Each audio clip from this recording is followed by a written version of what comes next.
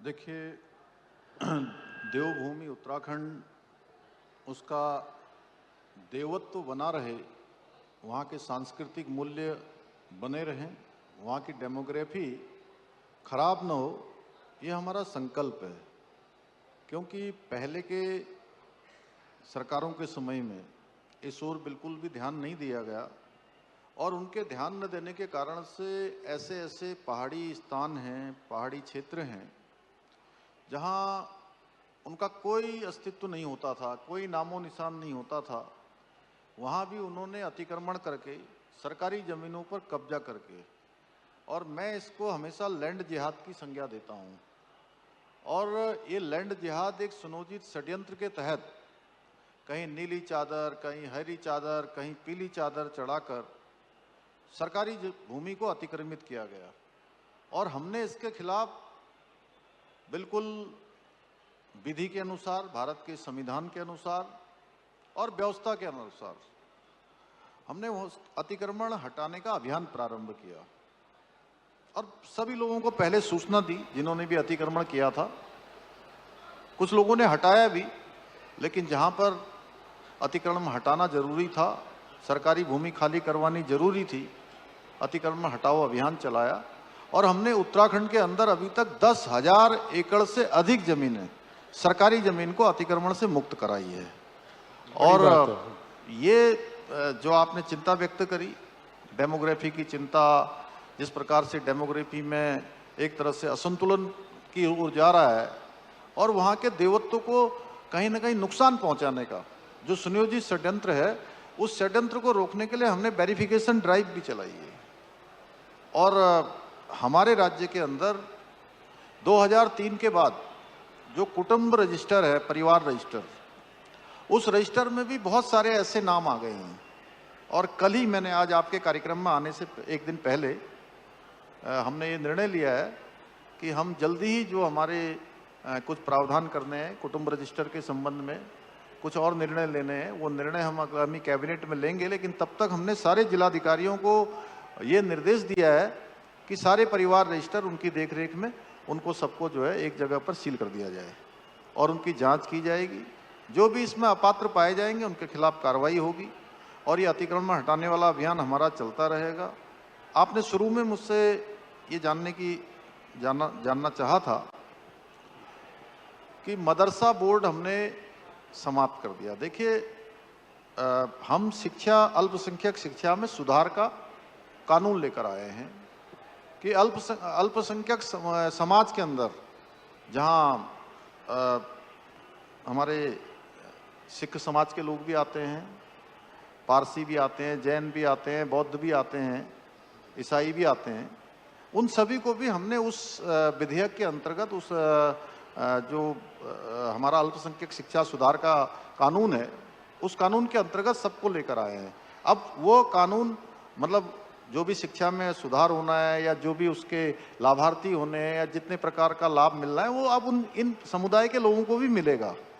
और हमने ये तय किया है कि अब ये जो मदरसों में नाम कुछ है, काम कुछ है, पढ़ाई कुछ और होती है, बाहर से कुछ दिखाई देता है, तमाम लोग संदिग्ध अवस्था में पाए जाते हैं, तमाम लोग उनकी पहचान छिपाकर उसके अंदर उनको एक तरह से शरण दी जाती है या कुछ और काम करवाए जाते हैं। आगे चलकर वो किस दिशा में जाएंगे, उनके अंदर किसी प्रकार का कोई जो हमारी आज की आधुनिक शिक्षा है वो कहीं दिखाई नहीं देती है। इसलिए आधुनिक शिक्षा पढ़ाई जानी चाहिए।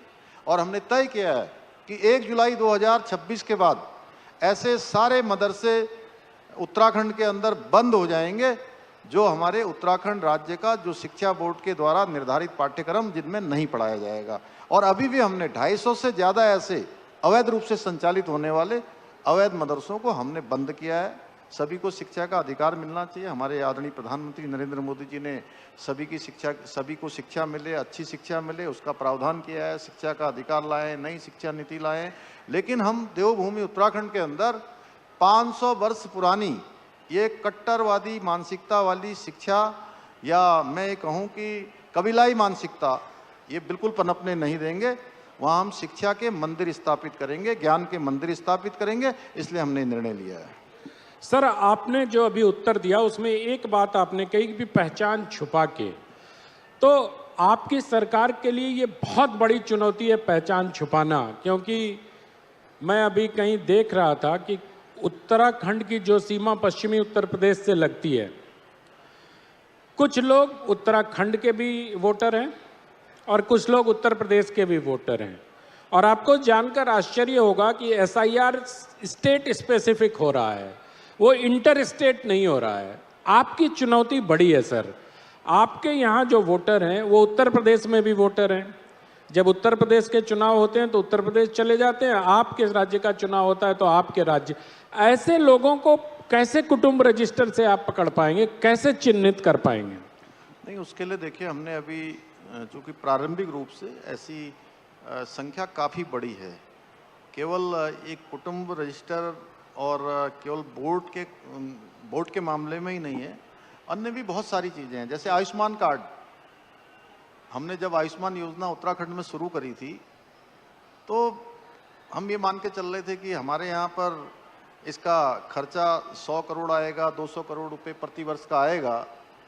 वो आज हमारा जो है बढ़ के कई 100 करोड़ में चला गया। और जब हमने इसका आकलन किया, फाइनेंस के साथ हम बैठे, हेल्थ डिपार्टमेंट के साथ बैठे, मैं स्वयं बैठा, जब हमने उसकी समीक्षा करी तो बहुत सारे ऐसे आयुष्मान धारक जो है पता नहीं कहाँ कौन कौन कार्ड बना लिए हैं। तो उसी प्रकार से जो आपने एसआईआर की बात करी है उस पर भी हमारा काम चल रहा है और बहुत सघनता से। एसआईआर तो अब पूरे देश में ही चल रहा है, लेकिन हमने अपने यहाँ पहले से ही कुछ चीज़ें शुरू कर दी थी। वेरिफिकेशन ड्राइव शुरू कर दी थी हमने, सत्यापन राशन कार्डों का किया था, वोटर कार्ड का किया था, आधार कार्ड का किया था, बिजली के बिलों का हम कर रहे हैं। अन्य भी जो सुविधाएं मिलती हैं जिनके कारण से लोगों को पट्टा मिला है, किसी को बैठाला गया है, उन सब की हम जांच कर रहे हैं। क्योंकि देवभूमि बिल्कुल साफ होनी चाहिए, सुथरी होनी चाहिए, और किसी को टारगेट करना भी हमारा कोई उद्देश्य नहीं है।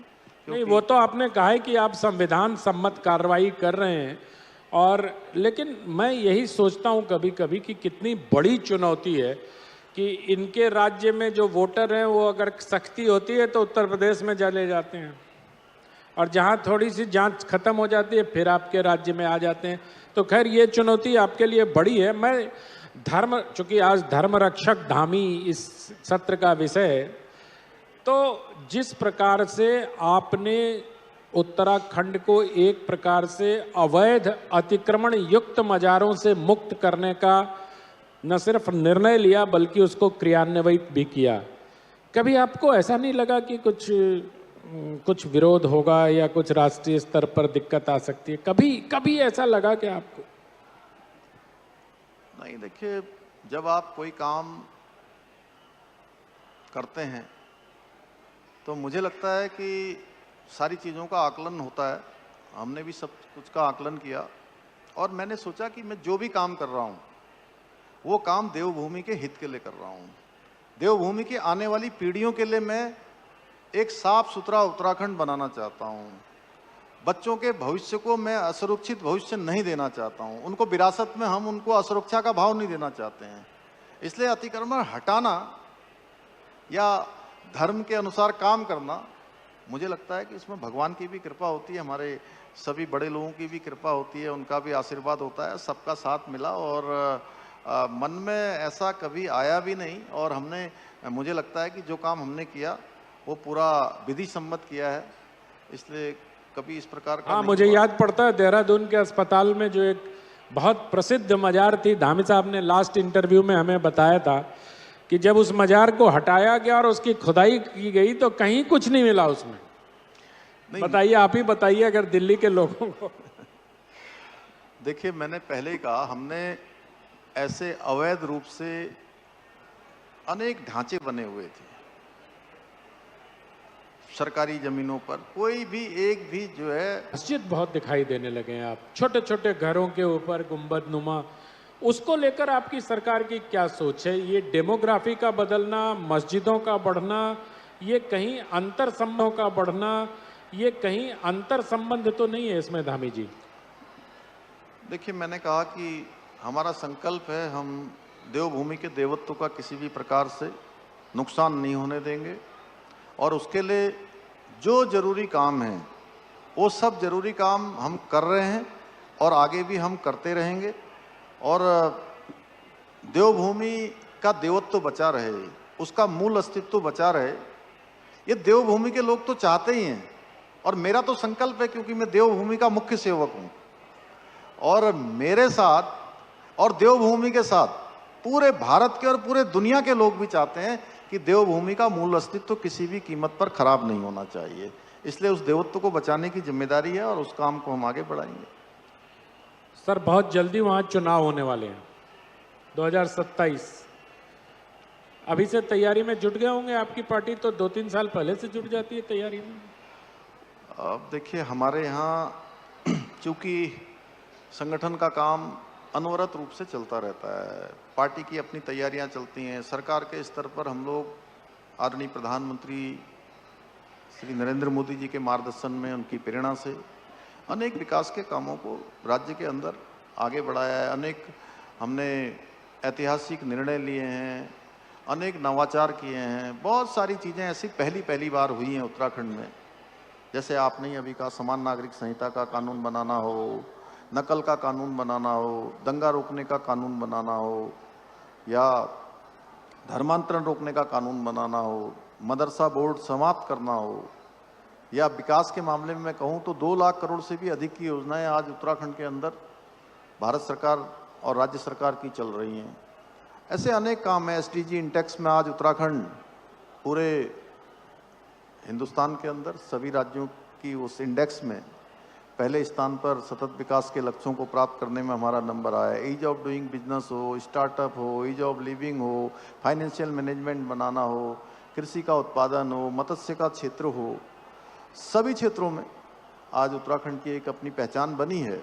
इसके अतिरिक्त जहाँ तक चुनाव का प्रश्न है, आज देश की जनता काम को प्राथमिकता दे रही है, और केवल झूठे नैरेटिव्स बनाने वाले, झूठे नारे देने वाले, लोगों के अंदर अफवाह फैलाने वाले, ऐसे लोगों को आज जनता लगातार बाहर कर रही है। और देश में जहाँ भी चुनाव हो रहे हैं, जिन राज्यों में भी चुनाव हो रहे हैं, जनता काम के आधार पर डबल इंजन की सरकारों को प्राथमिकता दे रही है।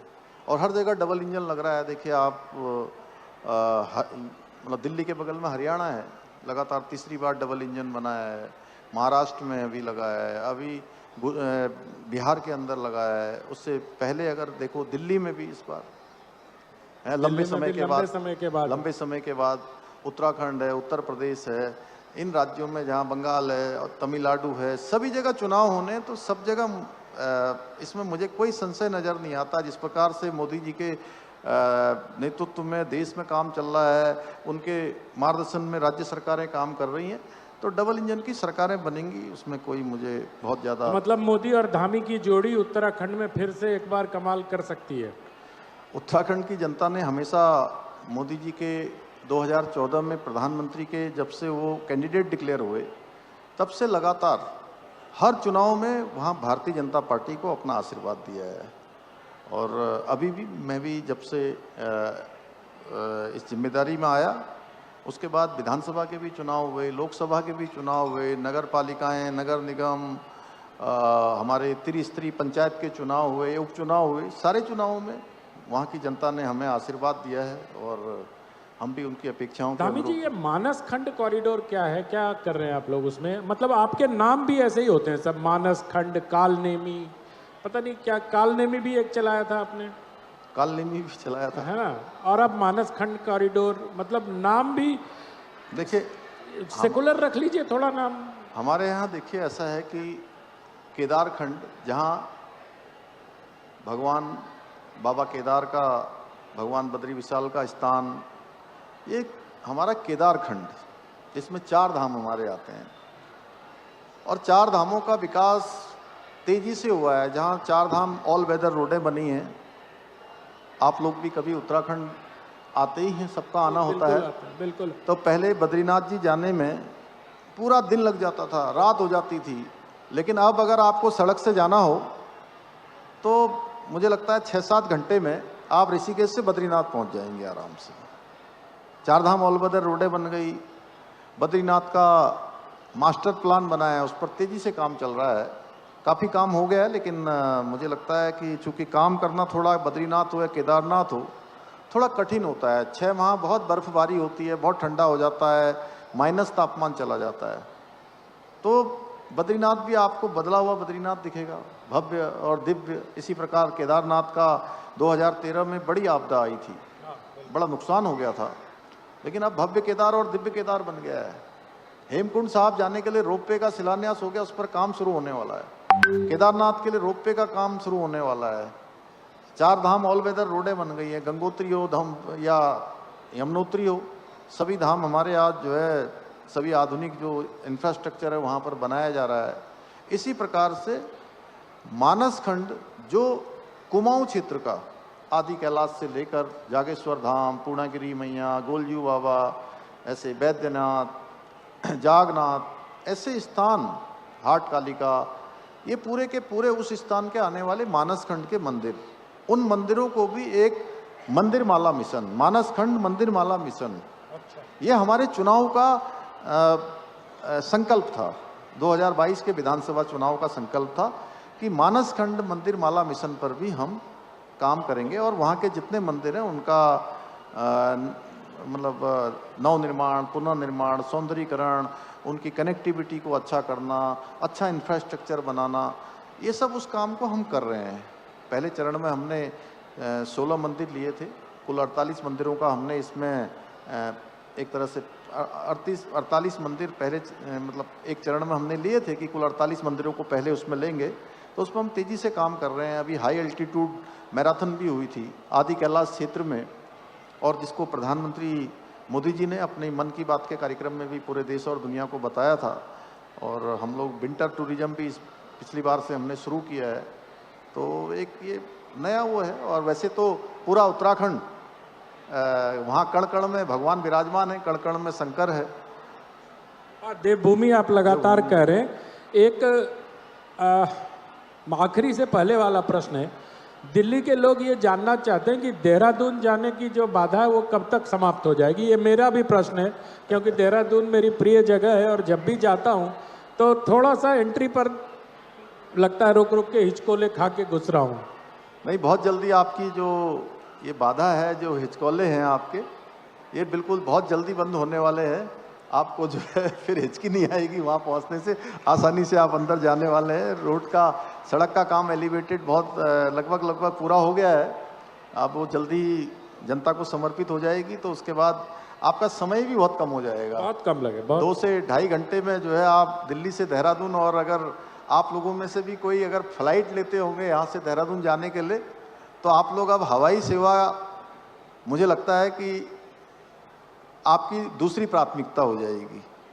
पहली प्राथमिकता सड़क हो जाएगी, क्योंकि 2.5 घंटे में आप लोग देहरादून से दिल्ली और दिल्ली से देहरादून पहुंच जाएंगे। तो वैसे ही एयरपोर्ट पहुंचने में ही आपके 2-2.5-3 घंटे जो है ऐसे लग जाते हैं। 2 घंटे पहले चेक इन भी करना पड़ता है, खैर वो। लेकिन धामी जी, एक थोड़ा सा मैं ये जानना चाहता हूँ कि जो आपने ये 2.5 घंटे में पहुंचा तो दिया देहरादून में, अंदर कैसे मैनेज करेंगे? उसकी कोई कार्य योजना आपके दिमाग में या आपके प्रशासन के? क्योंकि दिल्ली वाले बहुत संख्या में जाएंगे, ये आप जानते ही हैं। दिल्ली वाले वीकेंड मना, मसूरी का हाल हम लोग देखते ही हैं, आपको बंद करना पड़ता है मसूरी का रास्ता। देहरादून शहर का ट्रैफिक कैसे कंट्रोल करेंगे? नहीं, आपने सच में ये बड़ा, आप तो बड़े तत्वज्ञानी हैं और कोई व्यक्ति जो धरातल पर रोज काम करता है वही इस प्रकार की चिंता कर सकता है। और ये हम लोग पिछले 1-1.5-2 साल से इस पर हम लोग काम कर रहे हैं और ये बिल्कुल सही है कि जब 2.5 घंटे में देहरादून और दिल्ली की दूरी पूरी होगी तो एक बड़ा फुटफॉल, केवल दिल्ली का ही नहीं, दिल्ली पूरा एनसीआर रीजन, एनसीआर पंजाब सब जगह, हाँ, तो उसके कारण से देहरादून भी, हरिद्वार भी, मसूरी भी, ऋषिकेश भी और आसपास का जितना क्षेत्र है वहाँ पर फुटफॉल बहुत बढ़ने वाला है।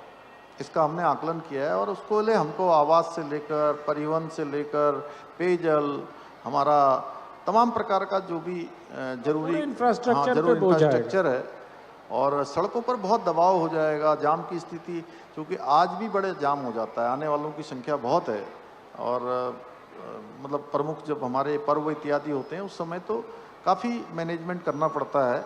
तो उसके लिए हम लोगों ने देहरादून में भी रिंग रोड का आगे प्रपोजल किया है, जिसमें भारत सरकार भी हमारा सहयोग कर रही है।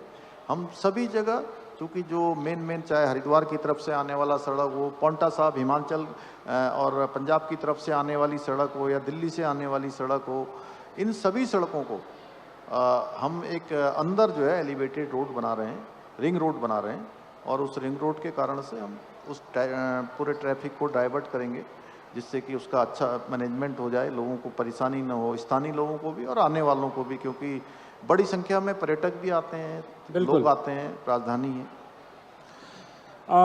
धामी जी, हमारा समय समाप्त हो रहा है। इससे पहले कि राजीव तुली जी मंच पर आके हमें रोक दें, आप सब लोगों को पता है धामी जी बहुत अच्छे कवि भी हैं। इनमें से कितनों को पता है कि धामी जी बहुत अच्छी कविता भी लिखते हैं? एक हाथ उठे, 2 3 4 5। आप लोगों के दिमाग में नहीं आ रहा कि शब्दोत्सव के इस मंच पे धामी जी से मैं आग्रह करूं कि वो अपनी एक कविता सुना दें? अरे वाह। अब ये सर अनुरोध है मेरा नहीं, जनता का, और जनता के तो आप सेवक हैं, तो उस अनुरोध को शायद आप न टाल पाए। हमारा तो टाल भी सकते थे। नहीं, देखिए अब कभी 2-4 पंक्ति बता दीजिए आप।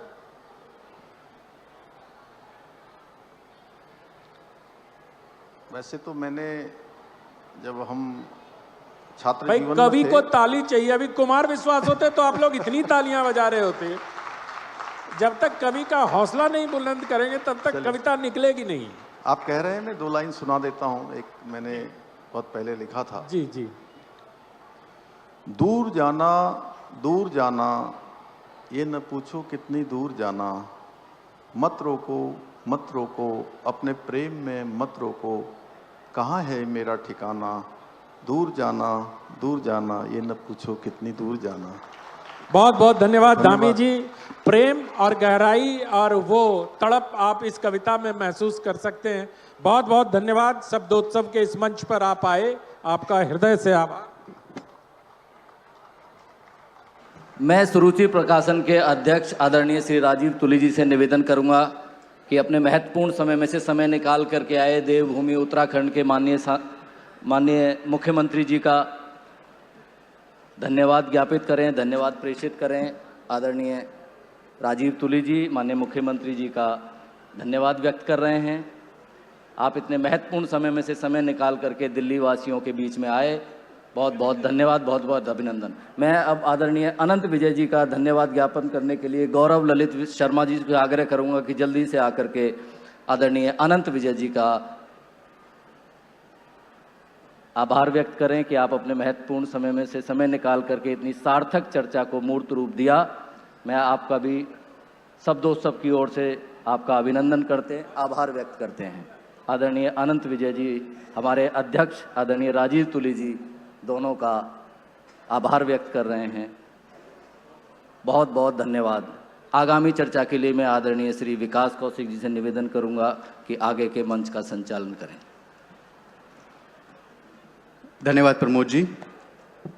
दिल्ली शब्दोत्सव की परिचर्चाओं की श्रृंखला में हम अंतिम सत्र की ओर बढ़ रहे हैं। भारत की भारतीय अवधारणा, इस चर्चा के लिए मैं मंच पर आमंत्रित करता हूं लेखक, विचारक तथा राष्ट्रीय स्वयंसेवक संघ के अखिल भारतीय